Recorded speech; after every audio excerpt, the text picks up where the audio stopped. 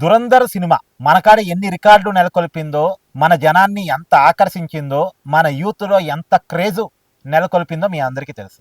మన దగ్గర కంటే పాకిస్తాన్లో దురంధర్ ఇంకా బాగా ఆడుతుందంట. అంటే మన దేశంలోనేమో దురంధర్ ప్రేమతో చూస్తున్నారు, పాకిస్తాన్లోనే భయంతో చూస్తున్నారు. ఎందుకంటే పాకిస్తాన్ అయినా ఎప్పుడు డబుల్ గేమ్ ఆడేది. మేము కూడా పాకిస్తాన్ వచ్చి పాకిస్తాన్ రహస్యాలు తెలుసుకొని, గూఢాచారులాగా పాకిస్తాన్లో ఉన్నటువంటి విషయాలన్నీ తెలుసుకొని పాకిస్తాన్ని బద్దలు కొట్టగలం. మేం కనుక పాకిస్తాన్ లాగా గేమ్ ఆడితే పాకిస్తాన్ ఈ ప్రపంచ పటంలో కూడా ఉండదు అనేటువంటి విషయాన్ని దురంధర్ సినిమాకి చాలా క్లియర్గా చూపించింది. సో ఆ భయం పాకిస్తాన్లో ఉంది.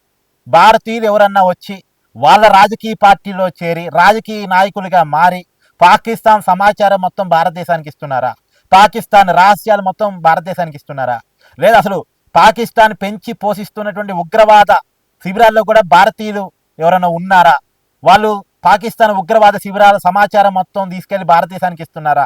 అంటే పాకిస్తాన్కి ఈ అనుమానం బలంగా ఉండడానికి కారణం ఏంటంటే ఆపరేషన్ సింధూర్ మీకు గుర్తుంది కదా.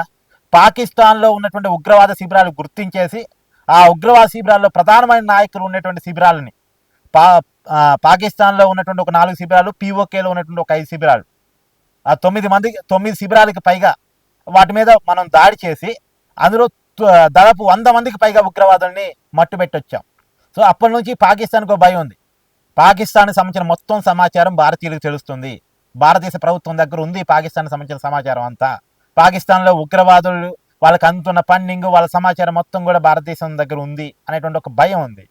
ఆ భయం కొద్దీ ఆపరేషన్ సింధూర్ తర్వాత వాళ్ళలో నెలకొన్నటువంటి భయారీత్యా ఈ దురంధర్ గట్టిగా చూస్తున్నట్టున్నారు.